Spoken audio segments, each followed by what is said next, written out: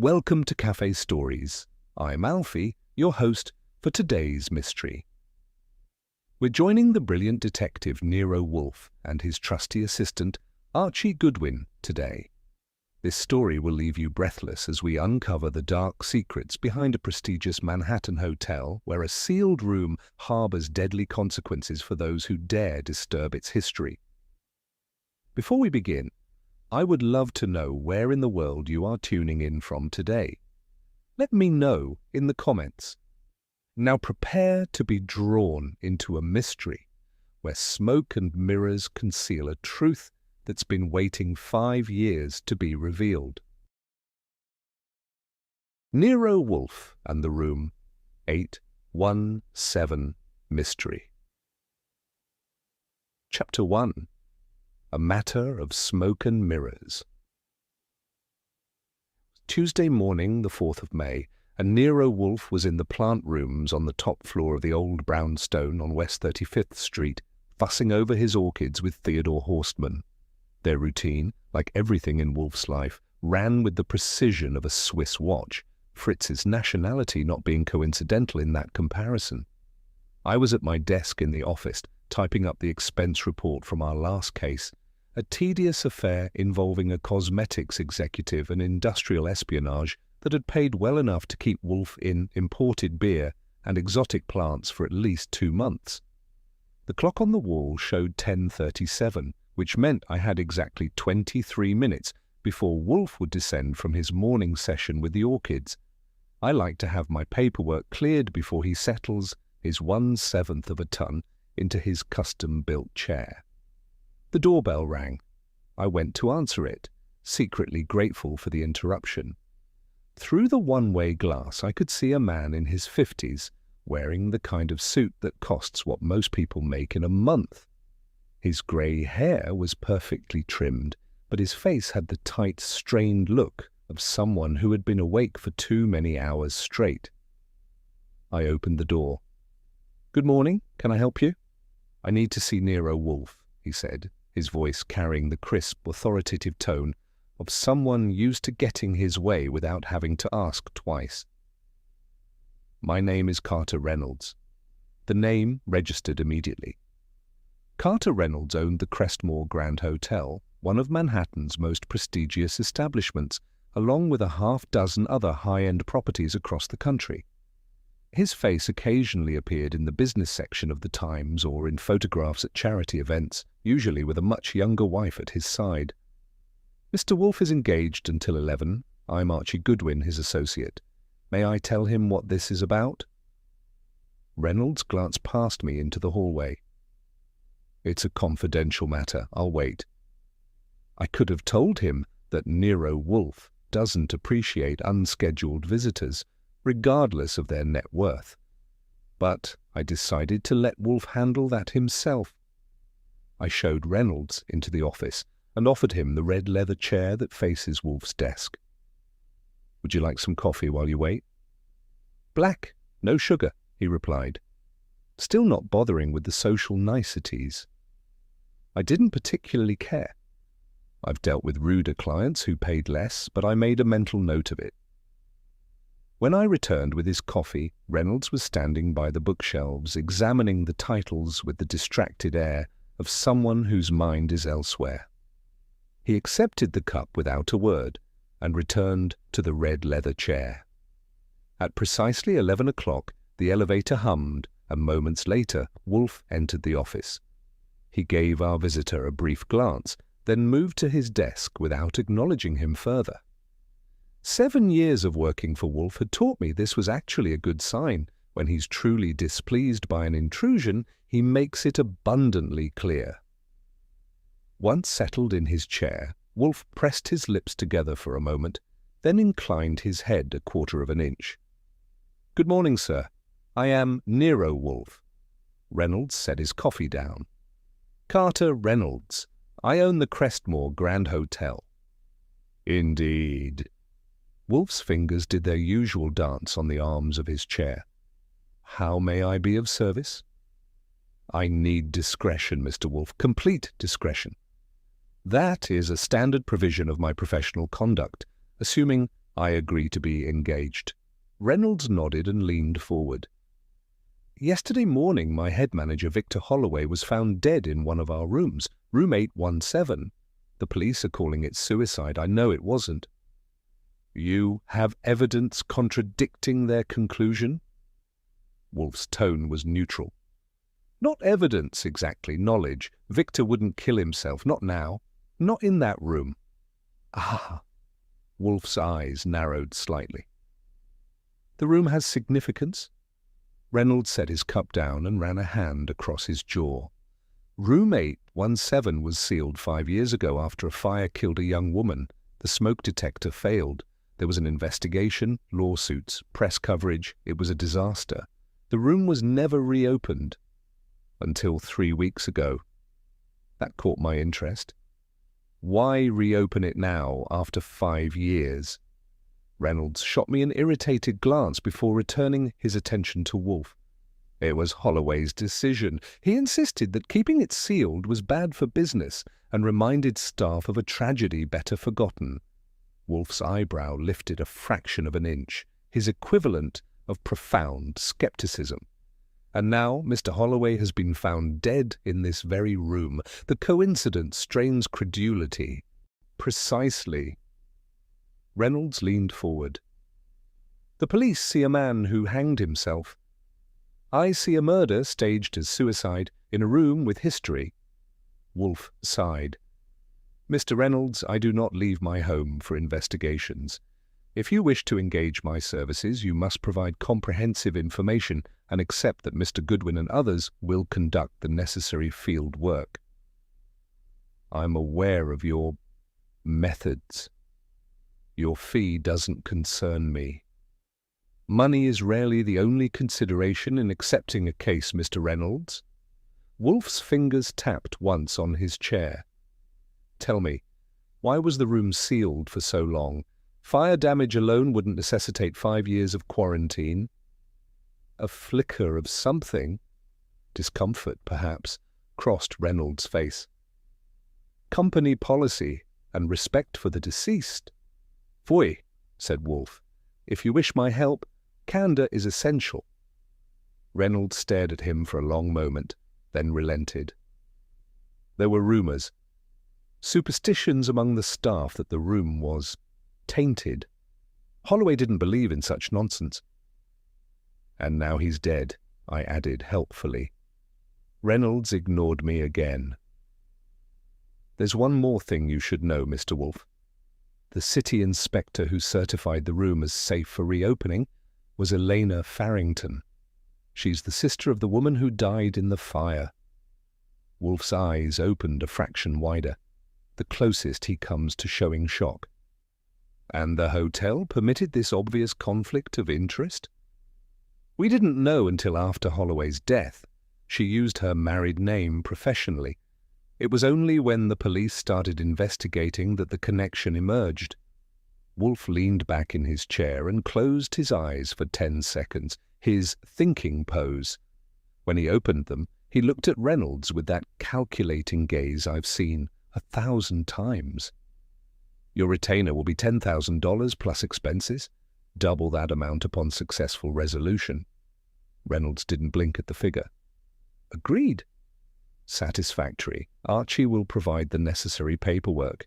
Now I require complete details of all involved parties. As Reynolds began recounting the facts, I couldn't help but feel that familiar stirring of interest. A sealed room, a staged suicide, and a fire inspector with a personal vendetta. This was promising to be anything but routine. I opened my notebook and began to write. Chapter 2. Ghosts Behind the Door. After breakfast the next morning, Fritz's magnificent mushroom omelette and freshly baked croissants, I set out for the Crestmore Grand Hotel. Wolfe had spent the evening before absorbing every detail Reynolds could provide, then retreated to his latest book while I drew up the paperwork. Now it was my turn to do what I do best, legwork. The Crespo Grand stands like an elegant dowager on Fifth Avenue, its limestone facade speaking of old money and discretion. The doorman gave me the once-over as I approached, evidently deciding my suit was acceptable enough to permit entry without challenge. The lobby was a study in understated luxury, marble floors, crystal chandeliers, and furniture that cost more than most people's monthly rent. At the mahogany-panelled reception desk, I asked for the hotel's assistant manager, a woman named Diana Vance, whom Reynolds had instructed to cooperate with our investigation. "Miss Vance is expecting you, Mr. Goodwin," the crisp young man at reception said after a brief phone call. "8th floor, she'll meet you by the elevators." Diana Vance turned out to be a trim brunette in her 40s, with sharp eyes and a sharper pantsuit. She greeted me with a professional smile that didn't quite reach those eyes. "Mr. Goodwin, Mr. Reynolds informed me you'd be coming. I understand you need to see room 817. "That's right. And I'd like to hear anything you can tell me about what happened there, both 5 years ago and 2 days ago." The elevator ride up was silent. As we stepped out onto the 8th floor, I noticed the hallway was deserted, which seemed odd for mid-morning in a hotel this size. "We've temporarily relocated guests from this floor," Vance explained, catching my look. "The police have finished their investigation, but Mr. Reynolds thought it best." She led me down the carpeted corridor to room 817. Unlike the neighbouring doors, this one had a different electronic lock, newer, with a small digital display. Vance swiped a master keycard and pushed the door open. "I'll wait out here," she said. "Take as long as you need." The room was immaculate, too immaculate. Everything from the made bed to the arranged toiletries on the bathroom counter looked staged, like a display room rather than a place where a man had died less than 48 hours earlier. "Has this room been cleaned since Holloway's body was found?" I asked, turning back to Vance, who stood in the doorway. She hesitated. "Standard procedure after the police release a scene." "Convenient," I remarked, almost like someone wanted to eliminate evidence. "The police had no objections," she replied, stiffly. I walked slowly around the room, taking in details. It was a standard upscale hotel room, king bed, desk, armchair, flat-screen TV, minibar. The bathroom was marble and glass with high-end fixtures, nothing out of the ordinary. "Tell me about the fire," I said, examining the ceiling where a modern smoke detector was now prominently installed. Vance crossed her arms. "It happened around 2 a.m. A guest in room 817, Melissa Farrington, 28 years old, died from smoke inhalation. The fire started from a faulty lamp wire. The smoke detector failed to activate. And the room's been sealed since then, until 3 weeks ago?" "Yes, Mr. Holloway felt it was time to move past the tragedy." I moved to the window, looking out at the Manhattan skyline. "Why would your head manager choose this particular room to hang himself in? Seems like an odd coincidence." "I couldn't say," Vance replied, but there was something in her tone that suggested otherwise. "You worked with Holloway for how long?" 8 years. "And you have no theory about why he might choose the one room in this hotel with a tragic history?" She shifted her weight. "Victor was troubled lately, distracted. But suicide? I still can't believe it." I knelt down to examine the ventilation grate near the floor and noticed something caught in its slats. Carefully, I extracted what appeared to be a partially burned business card. Only a corner remained intact, showing the letters E.F. and what might have been a city department logo. I pocketed it before Vance could see. "Who discovered Holloway's body?" I asked, rising to my feet. "Housekeeping. Maria Delgado. She came in for morning turn-down and found him hanging from the shower rod." "I'd like to speak with her." Vance shook her head. "She's on leave. The experience was traumatic. Where did she go? I don't see how that's relevant.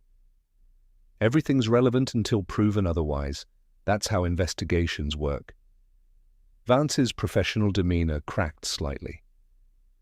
Mr. Goodwin, we've had police tramping through this hotel for 2 days. Our guests are concerned, our staff is on edge, and Mr. Reynolds may have hired you, but I have a hotel to run. All the more reason to resolve this quickly, I countered. I need to speak with your security chief and see any camera footage from the night Holloway died. That won't be possible without proper authorization, came a deep voice from behind Vance. A tall man in a tailored suit that couldn't quite disguise his muscular build stepped into view. He had the bearing of an ex-military man and the eyes of someone who didn't like surprises. Miles Braddock, head of security, he said, without offering his hand. All security footage and access records are confidential. If the police didn't request it, you certainly can't have it. I gave him my most winning smile. Mr. Reynolds hired Nero Wolfe to investigate this matter. That makes me an authorized representative. Not to me, it doesn't, Braddock replied. I need explicit instructions from Mr. Reynolds himself. Then why don't we call him? I suggested. Mr. Reynolds is in London on business, Vance interjected. He won't be back until Friday. How convenient that Reynolds had neglected to mention his international travel plans when engaging Wolfe yesterday. I made a mental note to have a frank discussion about transparency when he returned. In the meantime, Braddock continued, I'll need to escort you from the premises, Mr. Goodwin. This is a private establishment, and your tour ends now. As I was being firmly guided toward the elevator, I noticed a maintenance worker emerging from a service door at the far end of the hallway. Something about his furtive glance in our direction caught my attention, but before I could react, Braddock's hand was on my elbow, steering me into the waiting elevator. I left with more questions than answers, and a partially burned business card in my pocket that might be nothing or might be everything. One thing was certain, the Crestmore Grand was hiding something behind its polished facade, and room 817 held secrets that someone didn't want uncovered. I needed to find Maria Delgado, and fast. Chapter 3. Family Embers. I returned to the brownstone to find Wolfe at his desk, a book open before him, and a bottle of beer at his elbow. The clock showed 1:43, which meant I'd arrived back during his sacred reading period. He didn't look up when I entered, but I knew he was aware of my presence. I've been evicted from the Crestmore Grand, I announced, dropping into my chair. Their head of security decided I wasn't welcome once I started asking about camera footage. Wolfe turned a page. Interesting. There's more. I pulled out the partially burned business card I'd found. This was caught in the ventilation grate in room 817. Only part of it survived, but you can make out EF and what looks like a City Department logo. That got his attention. He set his book down and took the card fragment, examining it with narrowed eyes. EF, Eleanor Farrington, perhaps. The fire inspector, who is also sister to the deceased. That's my guess, and Reynolds conveniently forgot to mention he'd be jetting off to London today. Wolfe's lips tightened in disapproval. He detests incomplete information almost as much as he hates leaving the brownstone. What is your next step, Archie? I'm going to track down Melissa Farrington's family and have a chat with Elena. If she cleared the room where her sister died, there's a story there. Wolfe nodded. Proceed. I spent the next hour on my computer, digging up what I could about the Farrington family. Melissa had been a marketing executive at a cosmetics company. Elena, 2 years younger, had worked for the city's Department of Buildings as a fire safety inspector for the past 7 years. Their parents were deceased, father from heart disease 3 years ago, mother from cancer 8 years back. Elena was married to a Thomas Kelly, an accountant. By 3:30, I was in a taxi headed to the Department of Buildings in Lower Manhattan. The government offices were exactly what you'd expect: fluorescent lighting, beige walls, and the distinct aroma of bureaucracy. I approached the reception desk and flashed my most charming smile at the middle-aged woman behind the counter. "I'm looking for Elena Farrington, or Elena Kelly, I suppose she might go by." "Do you have an appointment?" She didn't look up from her computer. "No, but it's about the Cressmore Grand inspection. I'm working with Nero Wolfe." Sometimes the name opens doors. This wasn't one of those times. "Inspector Kelly is very busy. I can take a message." "I'll wait," I said pleasantly, settling into one of the uncomfortable chairs in the waiting area. 20 minutes and 2 gameless games of solitaire on my phone later, a slender woman in her early 30s emerged from the back offices. She had auburn hair pulled into a tight bun and wore a charcoal pantsuit with sensible shoes. Her face showed the kind of tension that comes from perpetually clenched jaw muscles. "I'm Elena Kelly," she said crisply. "You wanted to see me?" "Archie Goodwin. I work with Nero Wolfe. We're investigating Victor Holloway's death at the Crestmore Grand." Something flickered across her face, too quickly to identify. "The police have already ruled it a suicide. I don't see why a private detective would be involved." "Our client disagrees with that assessment. May we speak somewhere private?" She hesitated, then nodded toward a small conference room off the main area. Once inside with the door closed, she remained standing, arms crossed. "What does this have to do with me? I merely certified the room as meeting current fire code requirements." "You didn't think it was worth mentioning that your sister died in that very room 5 years ago?" Her posture stiffened. My professional assessment was unaffected by personal history. "That's quite a coincidence, though, isn't it? Of all the fire inspectors in New York, the hotel gets the sister of the woman who died there." I was assigned the case. I didn't request it. I studied her face. She was good, professional, controlled, but there was something in her eyes. Grief, certainly, but something else too. Anger? Guilt? "Did you know Victor Holloway?" I asked, changing tack. "Only professionally. I met him during the inspection." Her answer came too quickly. "And before that? During the investigation of your sister's death, perhaps?" Her eyes narrowed. "Mr. Goodwin, I've cooperated with you out of courtesy, but I'm not obligated to answer these questions.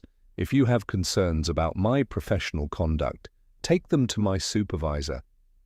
I'm more concerned about why a hotel manager would choose to hang himself in the exact room where your sister died, a room he had recently insisted on reopening after 5 years.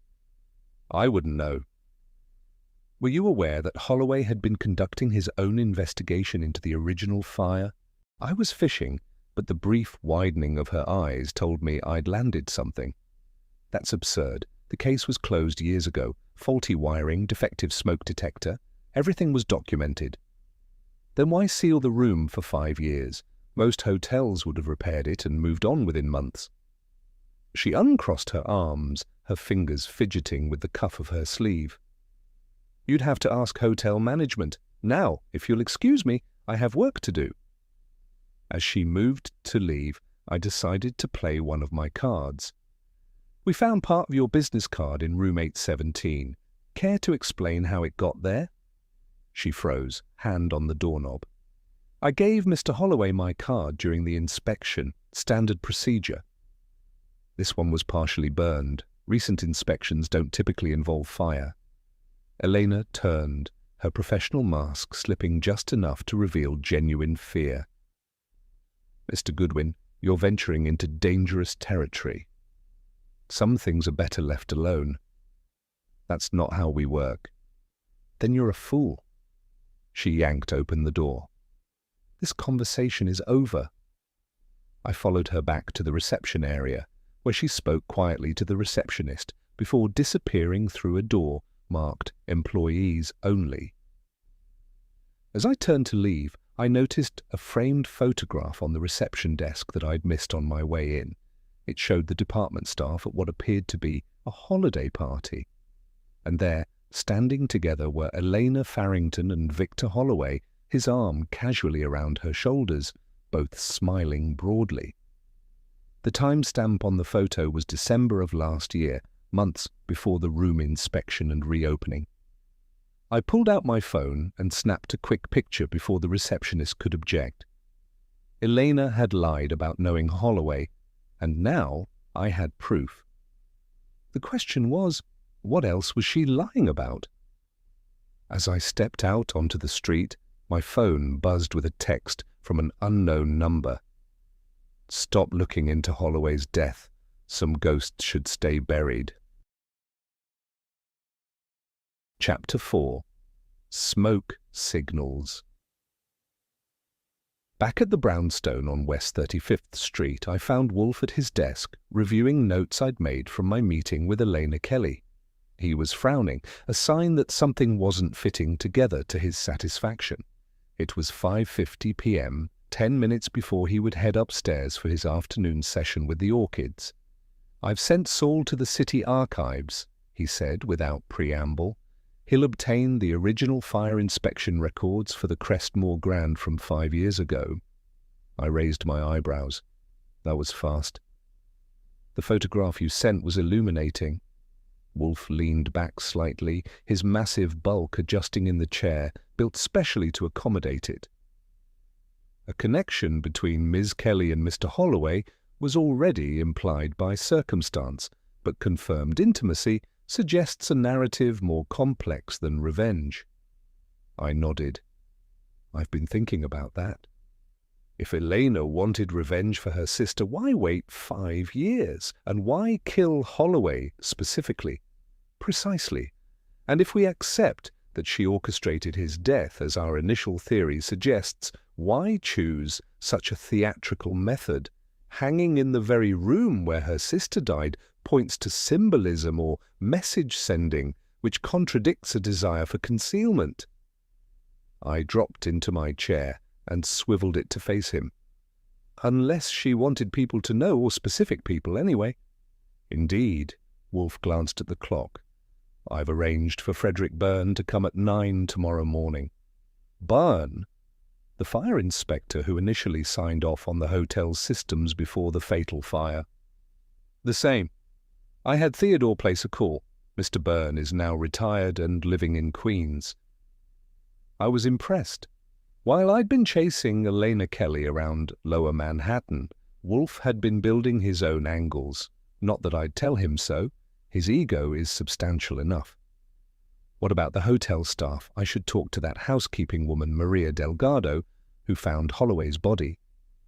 "Yes, but discreetly. If hotel management is involved in this affair, approaching her directly might put her at risk." Wolfe pushed back from his desk. "Now I must attend to the orchids. A new odontoglossum is showing promise." As Wolfe took the elevator up to the plant rooms, I called Fritz on the house phone and asked for a sandwich and beer. Then I settled in to do what I do second best, paperwork and phone calls.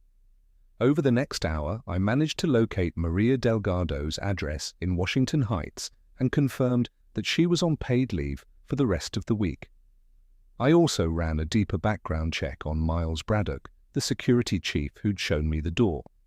Ex-military, as I'd guessed, Army Rangers, with a stint in private security overseas before joining the Crestmore Grand 3 years ago. At 7:05 p.m., the doorbell rang. Inspector Kramer of Homicide South rarely arrives at a convenient time, and today was no exception. I let him in and escorted him to the office, where Wolfe had returned from the plant rooms and was examining a new shipment of books. "Evening, Kramer," I said cheerfully. "What brings Manhattan's finest to our doorstep? Did someone steal the commissioner's stapler again?" Kramer ignored me, his unlit cigar clenched between his teeth as he lowered himself into the red leather chair. His broad face was flushed, a reliable indicator that he was already irritated, and not just by my greeting. "You're looking into the Holloway death at the Cressmore," he stated, eyes fixed on Wolfe. Wolfe didn't look up from his book.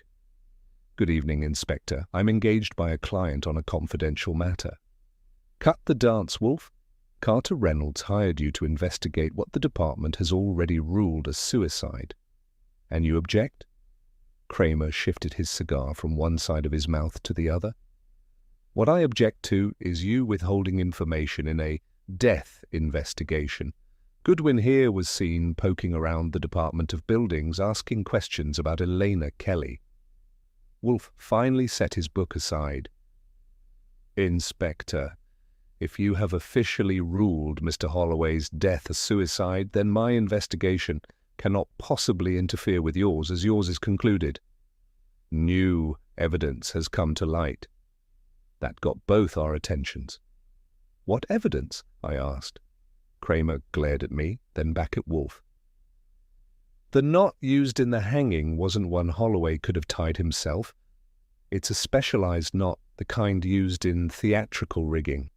Suggesting someone with specific knowledge staged the scene," Wolfe concluded. "Exactly." Kramer leaned forward. "And now I find you two sniffing around. What do you know that you're not sharing?" Wolfe's fingers drummed once on his chair arm. "At present, merely suppositions and questions, nothing that would constitute evidence." "Try me." I watched Wolfe contemplate how much to reveal. He dislikes sharing information with the police, but he dislikes even more having Kramer breathing down our necks. "Very well.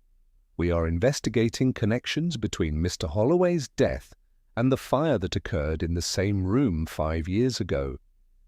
Specifically, the role of Elena Kelly, née Farrington, whose sister died in that fire and who recently cleared the room for reopening in her capacity as fire inspector."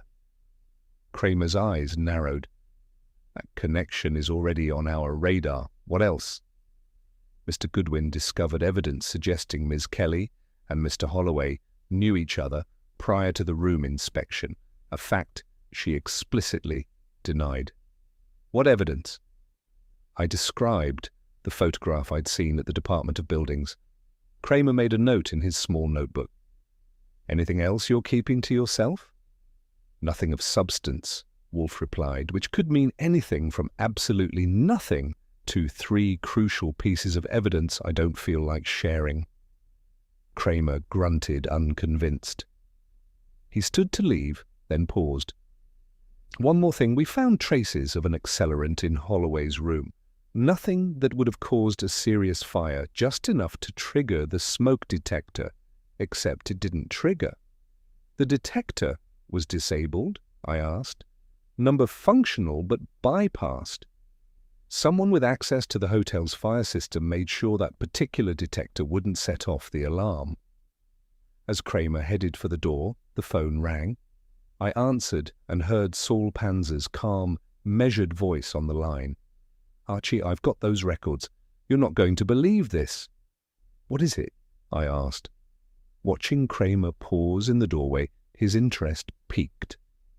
The original inspection documents from 5 years ago, before the fire that killed Melissa Farrington. The inspector who signed off on the building's fire safety systems was Elena Farrington herself. I nearly dropped the phone. Elena had certified the very system that failed and killed her own sister. "Are you certain?" I asked, though Saul doesn't make those kinds of mistakes. 100%. Her signature is on all the paperwork. Whatever guilt she's carrying, it's not just about failing to save her sister. She's the one who approved the faulty system in the first place. Chapter 5. Playing with Fire. The next morning's breakfast, Fritz's deviled grilled lamb kidneys with wild mushrooms and a perfect spinach soufflé, was interrupted by a call from Carter Reynolds, checking in from London. I took it at my desk while Wolfe, who refuses to discuss business during meals, continued his systematic demolition of Fritz's creation. "Mr. Reynolds, convenient timing. We've made significant discoveries in your absence." "What have you found?" His voice carried that mix of authority and impatience I've come to expect from him. "I'd rather not discuss details over the phone, but I'm curious. Did you know Elena Kelly was the inspector who originally certified the hotel's fire systems 5 years ago before her sister died in the fire?" A pause. "That's impossible. The original inspector was a man, Bernard or Byrne, something like that." "Frederick Byrne," I supplied. "He's scheduled to meet with Mr. Wolfe this morning, but the final signature on those documents belongs to Elena Farrington, as she was known then." "I had no idea." Reynolds sounded genuinely shocked. "What does this mean?" "It means someone is being economical with the truth. Several someones, potentially including you." "I beg your pardon?" His tone chilled considerably. "You hired Nero Wolfe to investigate, Mr. Reynolds. That's what we're doing. I'll call you when we have more concrete information." I hung up before he could respond, a liberty I sometimes take with clients who aren't entirely forthcoming. Wolfe had finished his breakfast and was wiping his lips with a linen napkin, having heard my side of the conversation. "He claims ignorance," I reported. "Presumably feigned," Wolfe replied, rising to move to his desk. Few details of the original tragedy would have escaped the hotel owner's attention, particularly ones with liability implications. "Frederick Byrne should be here within the hour." "Indeed." I had different plans for my morning. "I'm going to track Elena Kelly's movements. After yesterday's conversation and what Saul discovered, I want to see what she does when she thinks no one's watching." Wolfe nodded. "Exercise caution. If our suspicions prove correct, she has already orchestrated one elaborate death." I left the brownstone just after 8:30, taking a cab to Elena's apartment building in Morningside Heights. From a cafe across the street with a convenient window view, I settled in to wait, nursing a mediocre coffee and making notes on my phone.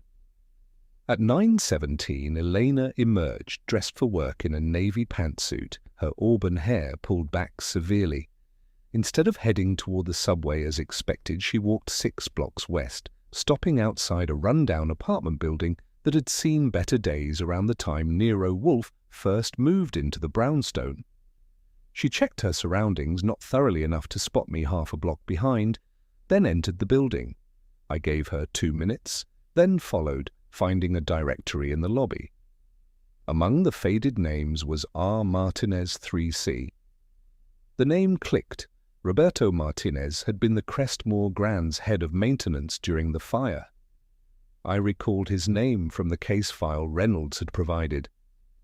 I took the stairs to avoid being trapped in the elevator with Eleanor and positioned myself in the hallway near 3C, around a corner where I could hear but not be seen. Raised voices carried clearly, Elena's controlled tones contrasting with a man's rougher, agitated speech. "You promised me it was over," the man, presumably Martinez, was saying. "You got what you wanted." "It's not that simple anymore," Elena responded. "There are people asking questions, private investigators. That's your problem, not mine. I kept my part of the deal." "And you were well compensated, but if they trace things back—" "No one can prove anything," Martinez cut her off. "The records are gone, unless you were stupid enough to keep copies." "Don't threaten me, Roberto."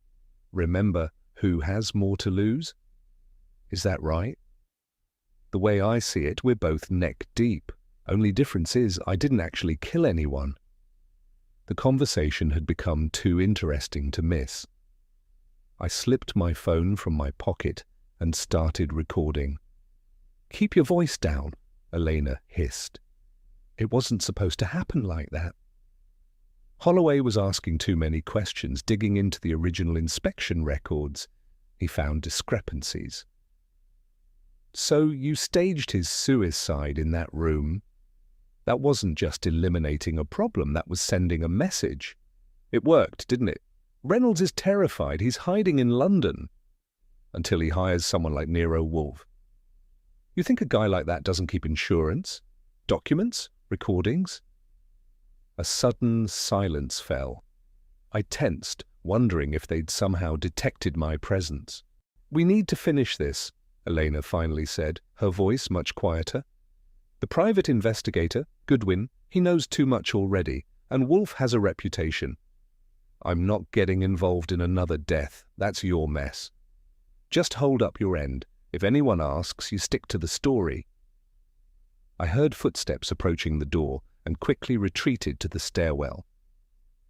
Elena emerged moments later, her composure intact, but her eyes darting nervously. She took the elevator down. I waited 10 minutes before approaching Martinez's apartment, knocking firmly on the door. No answer, though I could hear movement inside. I knocked again. "Mr. Martinez, I'd like to talk about Elena Kelly and the Crestmore Grand Fire." More silence. Then shuffling. The door opened a crack, revealing a face lined with age and hard living, dark eyes, unshaven jaw, the sour smell of whiskey at 10 in the morning. "Who the hell are you?" "Archie Goodwin, working for Nero Wolfe." "I heard your conversation with Elena. I think we should talk." Martinez's weathered face paled. "You're the investigator she mentioned. Get lost if you know what's good for you." "What exactly was your role in the fire, Mr. Martinez? Or in Holloway's death?" "I had nothing to do with either. Now leave before—" He never finished the sentence. His eyes rolled back, and he collapsed forward. I caught him before he hit the floor, pushing the door wider to drag him inside. The apartment was a disaster, empty bottles, unwashed dishes, papers everywhere. And Martinez was unconscious, but breathing, a small trickle of blood running from the back of his head. I found the wound, a fresh blow to the skull, then checked the apartment. The window to the fire escape was open. Someone had been waiting inside for Martinez to return. As I called 911, I spotted Elena's business card on the floor by the couch, and nearby, a half-empty filing cabinet with folders strewn about. Someone had been searching for documents. I quickly photographed everything I could, knowing the police would arrive any minute. As I moved toward the filing cabinet, I heard a creak from the hallway outside the apartment, the distinct sound of a floorboard under cautious weight. Someone was still here, watching, and I had walked straight into their trap. Chapter 6. Ashes to Ashes. I flattened myself against the wall next to the door, drawing my gun from its shoulder holster. In my years working for Wolfe, I've pulled it more times than I've fired it, and that's how I prefer to keep the statistics. The floorboard creaked again, closer this time. I steadied my breathing, listening for any further movement. The ambulance would arrive soon for Martinez, but not soon enough for my current predicament. A shadow fell across the sliver of light coming through the partially open door. I tensed, ready to confront whoever had attacked Martinez and was now hunting me. The door began to move. "New York Police Department! Don't move!" I recognized that voice, Sergeant Pearlie Stebbins, Inspector Kramer's right-hand man, and my occasional sparring partner. "It's Archie Goodwin, Pearlie," I called back. "I'm armed but not looking for trouble." A moment of silence, then. "Come out slowly, Goodwin. Hands where I can see them." I holstered my gun and stepped into the doorway, hands raised to shoulder height. Pearlie stood in the hallway, service weapon trained on my chest, 2 uniformed officers flanking him. "Fancy meeting you here," I said pleasantly. "Did Kramer have me followed?" Pearlie didn't lower his weapon. "We got an anonymous tip that Elena Kelly would be meeting Roberto Martinez this morning. Seems we're late to the party." "Not too late. Martinez is unconscious inside, likely concussed. Someone attacked him from behind, probably while I was tailing Elena." Pearlie finally lowered his gun, signaling the officers to check on Martinez. "And what's your excuse for being here?" same as yours, following Elena Kelly. She left about 20 minutes ago after a rather illuminating conversation with Martinez. I held up my phone. I recorded the good parts. Pearlie's perpetual scowl deepened. That recording comes with us. I'll be happy to share it with Kramer directly, once I've reported to my employer. We engaged in our usual standoff until the ambulance arrived for Martinez. By then, Kramer himself had appeared, red-faced and chewing his unlit cigar more vigorously than usual. Goodwin, he growled, this is officially a police investigation. That recording is evidence. I'm aware, I replied, which is why I've already texted a copy to your office. Professional courtesy. That seemed to mollify him slightly. What did you hear? I gave him the highlights. Elena's implied role in Holloway's death, Martinez's apparent involvement in covering up something related to the original fire, and Reynolds's possible knowledge of it all. Martinez mentioned documents, I added. Someone was searching for them when I arrived. Kramer surveyed the ransacked apartment. Any idea what these documents might be? My guess? Maintenance records from the Crestmore Grand showing who knew about the faulty fire systems before the fatal fire 5 years ago. Kramer nodded thoughtfully. We'll need a statement from you, and next time, call us before you decide to play hero. I left Martinez's apartment an hour later after giving my statement to a detective who wrote everything down with the enthusiasm of a man documenting his own root canal. The cab ride back to the brownstone gave me time to organize my thoughts. When I arrived, it was 12:40, and Fritz informed me that Wolfe was with a visitor in the office, Frederick Byrne, the retired fire inspector.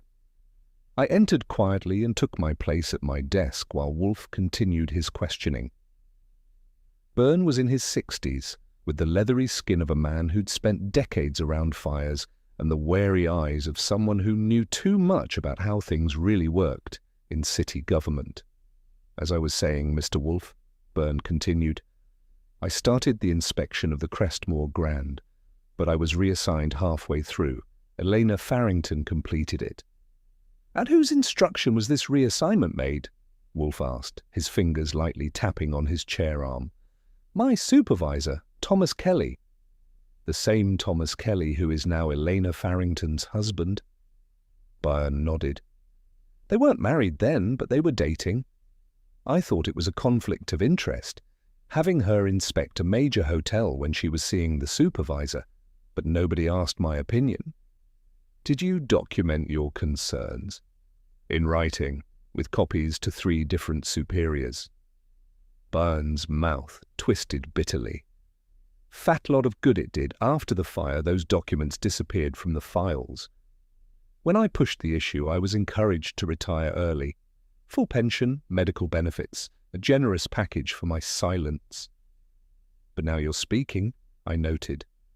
Byrne glanced at me. A young woman died because someone cut corners.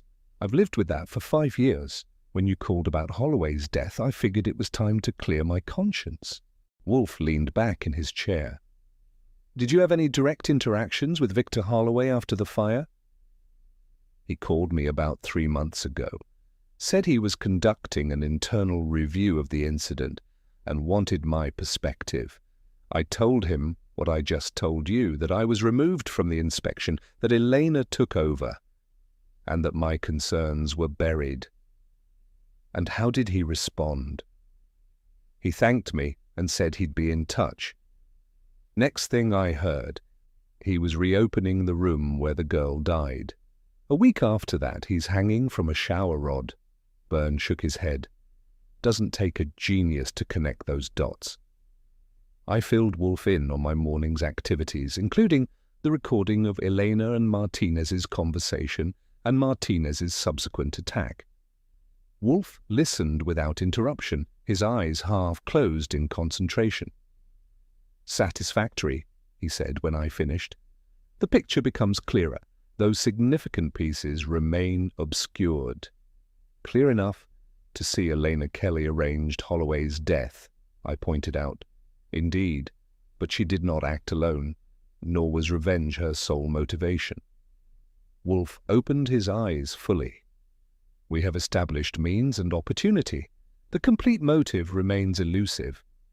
Wolfe instructed me to invite all the principal figures in our investigation to the brownstone for dinner the following evening at 7 p.m.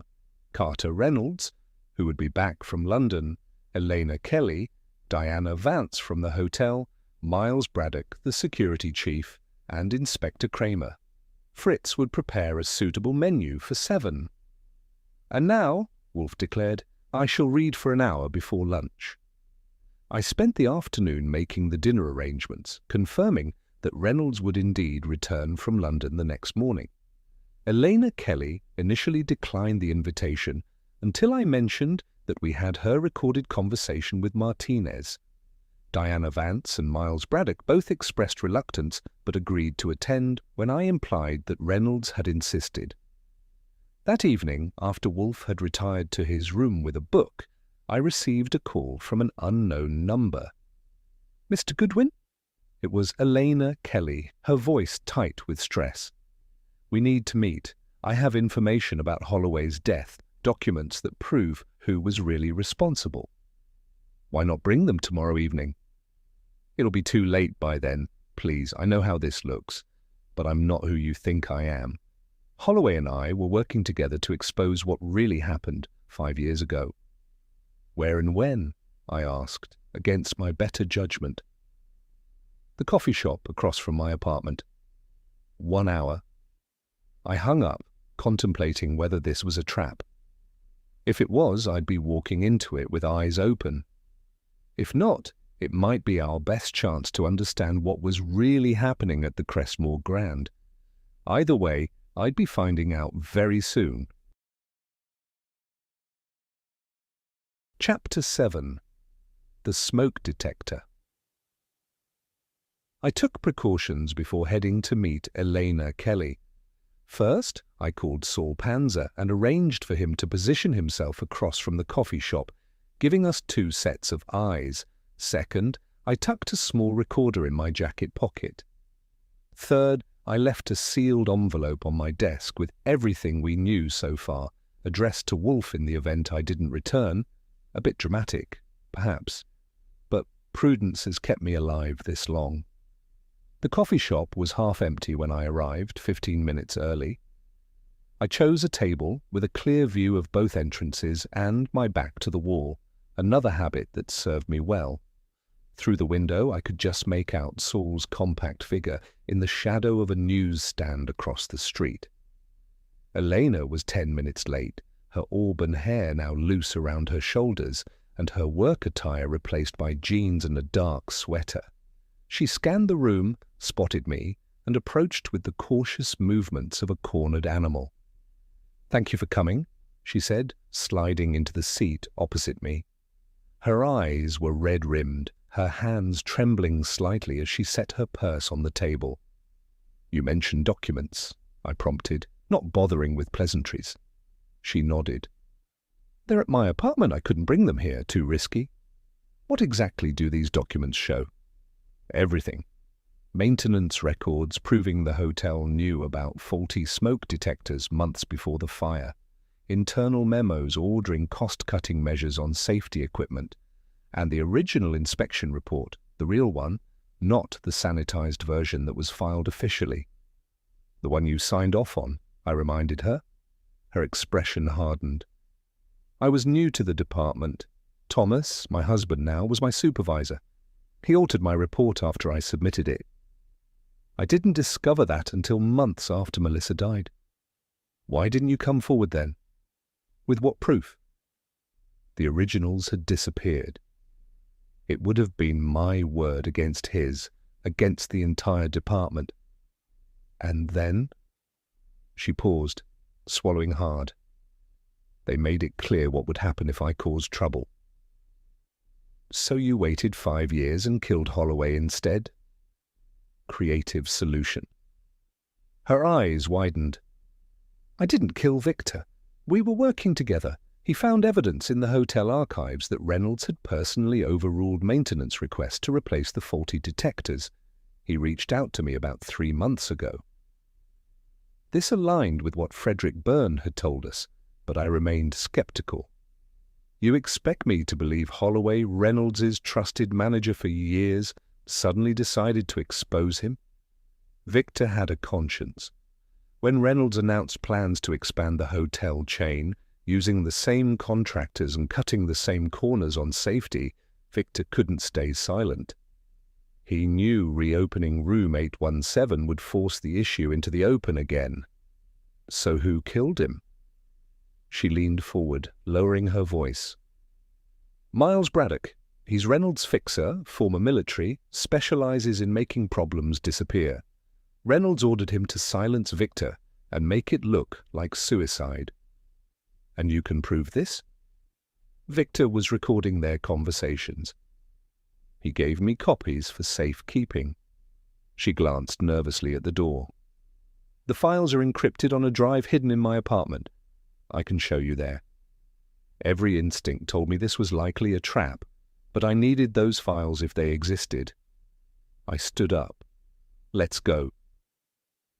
We walked the 6 blocks to her apartment building in tense silence.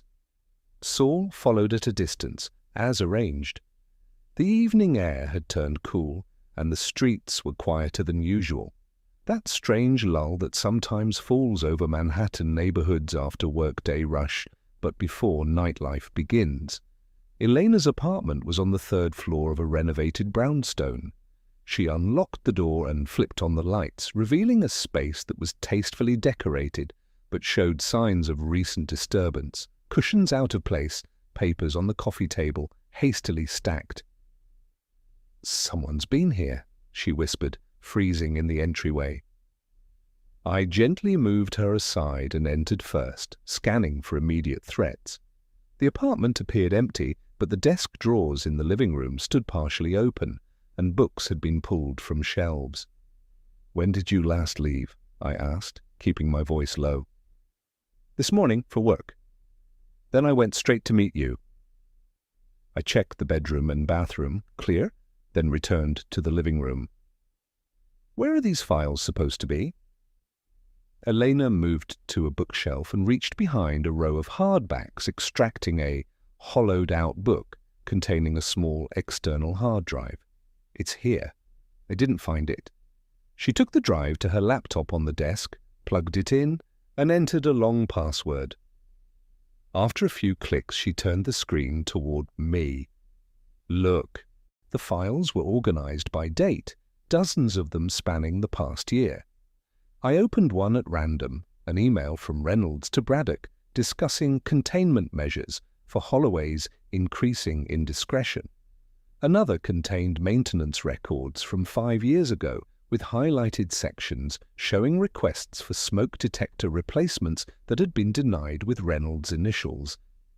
And then I found the audio files, recordings of conversations between Holloway and Reynolds, between Reynolds and Braddock, all meticulously labeled and dated. I clicked on the most recent one, time-stamped 2 days before Holloway's death. "He's going public next week," Reynolds' voice said. "The board meeting, he's prepared a full presentation on the safety violations past and present." "I'll handle it," Braddock replied. "Same arrangement as before, untraceable, clean. The room reopening gives us the perfect narrative." "Make sure there's nothing that leads back to us," Reynolds insisted. "Use the sister angle if necessary. She's already compromised from the original inspection." I stared at Eleanor. "They plan to frame you. Now? You understand?" She began copying files to a USB drive. Victor was going to expose everything at the board meeting. They killed him and staged it to implicate me, knowing my connection to Melissa would make me the perfect scapegoat. As she worked, I noticed a faint smell, barely perceptible at first, then growing stronger. Smoke. I moved quickly to the door and touched it with the back of my hand. Cool, but smoke was now visibly seeping in from underneath. I tried the handle, locked, from the outside. Someone set a fire in the hallway, I said, crossing to the window. 3 floors up, fire escape on the wrong side of the building. Smoke detectors should have been blaring by now, but the apartment remained eerily silent, except for the increasing sound of fire crackling outside the door. I checked the smoke detector on the ceiling. Its small light was dark, disabled. History repeating itself, I muttered, reaching for my phone to call for help. Elena looked up from the computer, her face pale with realization. They're trying to kill us the same way Melissa died. Chapter 8. Fire and Justice. My encounter with smoke and locked doors is a tale best saved for another time. Suffice it to say that Saul Panzer's vigilance, the timely arrival of the FDNY, and my own reluctance to become a roasted version of Archie Goodwin combined to ensure that both Elena and I escaped with nothing worse than smoke-stained clothes and rattled nerves. The evidence, the hard drive containing Holloway's recordings and the incriminating documents, survived intact in my pocket. By the time we reached the brownstone on West 35th Street, it was past midnight. Wolfe, naturally, was asleep, as he retires at 11 sharp, regardless of murders, fires, or the potential end of the world. I secured the evidence in the safe, installed Elena in the south room where we occasionally house clients in need of protection, and finally crawled into my own bed at 2 a.m. The next morning brought Wolfe's raised eyebrows at the breakfast table when he found us both there. Elena in borrowed clothes, courtesy of a previous female guest. Me sporting singed hair and smelling faintly of smoke despite a thorough shower. Archie has acquired a dramatic flair in his investigative methods, he remarked dryly after I'd related the previous night's events. Nearly getting cremated wasn't in my plans, I replied. But the evidence we recovered makes everything clear. Reynolds and Braddock orchestrated Holloway's death and tried to frame Elena, who was working with Holloway to expose the cover-up of the original fire. Indeed, Wolfe turned to Elena. I presume, Miss Kelly, that you can establish your whereabouts at the time of Mr. Holloway's death. I was at a department meeting, she answered, her composure returning after the previous night's ordeal. 20 witnesses, plus security camera footage of the building entrance. Satisfactory, said Wolfe. Archie, you will deliver the evidence to Inspector Kramer immediately. What about tonight's dinner? I asked. It proceeds as planned. With one modification, you will ensure Inspector Kramer brings officers sufficient to make multiple arrests. I delivered the evidence to Kramer personally, enduring his predictable irritation at what he called my reckless vigilante theatrics. But even he couldn't dismiss the recordings and documents that clearly implicated Reynolds and Braddock in Holloway's murder. This doesn't fully exonerate the Kelly woman, he warned, chewing vigorously on his unlit cigar. She still signed off on the faulty inspection 5 years ago.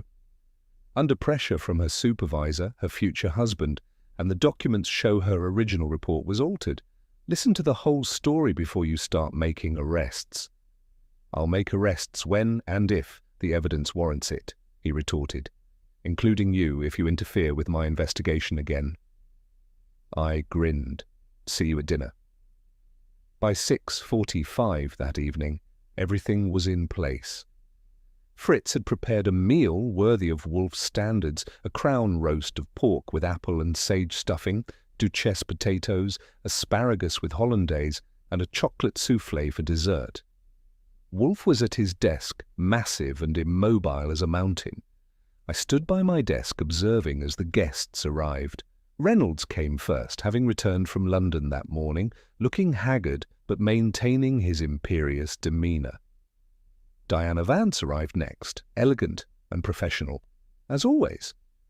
Miles Braddock entered cautiously, his eyes surveying the room with the practised assessment of a security expert. Elena Kelly was already present, having remained at the brownstone all day. Thomas Kelly, her husband, had been added to the guest list at Wolfe's instruction. Last to arrive was Inspector Kramer, accompanied by Sergeant Stebbin, who positioned himself unobtrusively near the door. Once everyone was seated, Wolfe never conducts business during meals. Fritz served dinner in the dining room.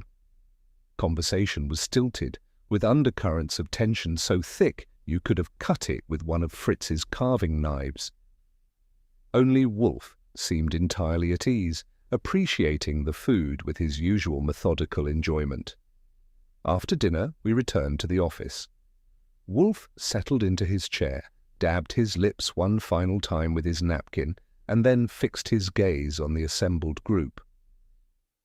"I have invited you here," he began, "because each of you is connected to two deaths, Melissa Farrington's 5 years ago and Victor Holloway's last week. Both occurred in room 817 of the Crestmoor Grand Hotel, and both resulted from deliberate actions, not accidents or suicide." Reynolds started to protest, but Wolfe silenced him with a raised hand.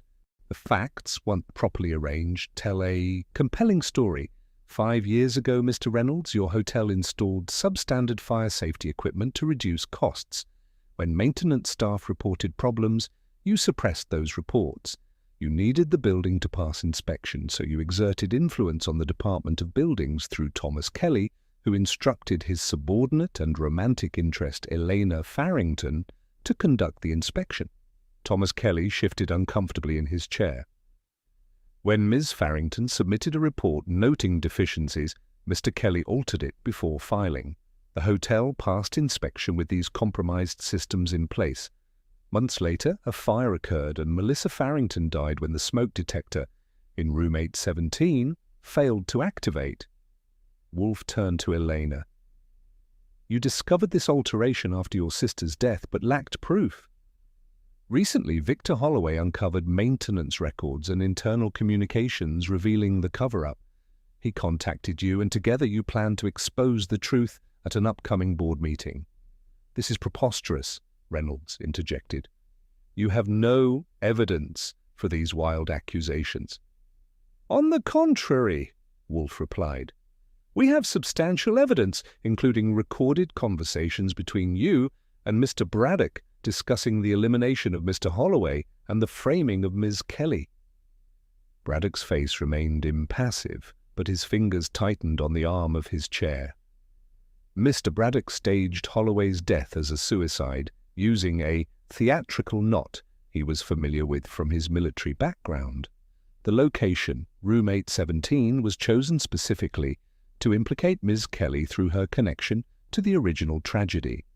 When that proved insufficient, you attempted to eliminate both Ms. Kelly and Mr. Goodwin last night, again using a staged fire with disabled smoke detectors." Wolfe nodded to Kramer, who stood. "Carter Reynolds and Miles Braddock, you're under arrest for the murder of Victor Holloway and the attempted murder of Eleanor Kelly and Archie Goodwin," Kramer announced. "Thomas Kelly, you're under arrest for falsifying government documents and conspiracy related to the death of Melissa Farrington." As Stebbins and the officers Kramer had stationed outside moved in to make the arrests, Reynolds lunged toward Elena. "You think this is justice for your sister? You'll regret this. My lawyers will—" Braddock, showing more intelligence, remained silent as he was handcuffed. Thomas Kelly seemed to collapse in on himself, unable to look at his wife. Diana Vance, who had remained silent throughout, finally spoke. "I had no knowledge of any of this. The hotel's reputation will be destroyed." "Perhaps," Wolfe replied, "but its safety standards may improve as a consequence." After the police had departed with their prisoners, Elena remained briefly. "Thank you," she said simply. "Melissa deserved better." "As did Mr. Holloway," Wolfe agreed. "Justice, like truth, often emerges only after considerable effort." Later that night, after Elena had left and the brownstone had returned to its normal tranquility, I completed my final report on the case while Wolfe tended to his orchids. Justice had been served, though at a high cost. 2 people dead, careers ruined, a prestigious hotel's reputation in tatters, all because someone had decided that safety measures cost too much. As Wolfe often observes, murder is never simple and its consequences extend far beyond the immediate victim. In this case, the smoke detector that failed in room 817 had ultimately exposed not just a negligent hotelier, but the corruption that had allowed his negligence to go unchecked. The fire that had taken Melissa Farrington's life had finally been put out, but the embers of its aftermath would continue to smoulder in the lives of all it had touched. Thanks for joining us for today's mystery. Did you suspect that hotel owner Carter Reynolds was behind everything before Wolfe gathered everyone in his office? Let me know your thoughts in the comments. If you enjoyed this adventure with Nero Wolfe and Archie Goodwin, don't forget to hit subscribe for more mysteries daily. Until next time, remember that justice, like Wolfe's orchids, sometimes requires patience before it blooms. This is Alfie signing off from Café Stories.